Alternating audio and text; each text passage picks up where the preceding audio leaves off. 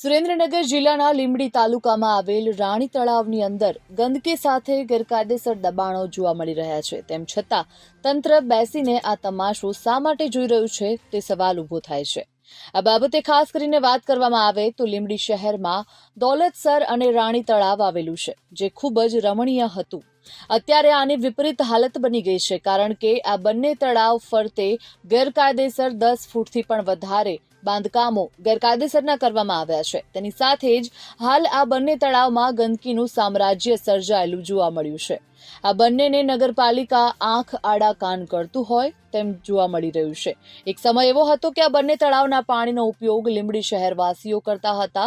અત્યારે બિનકાયદેસર બાંધકામ અને ગંદકીને કારણે આ પાણી ઉપર લીલી કાસ જેવી લીલ જામી જવા પામી છે. ત્યારે બિનઉપયોગી પાણી કહીએ તો ખોટું નથી.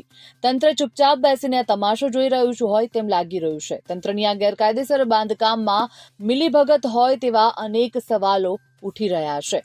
તંત્ર દ્વારા કેમ ગંદકી અને બિનકાયદેસર બાંધકામ હટાવવામાં નથી આવતું, એ પણ એક મોટો સવાલ છે.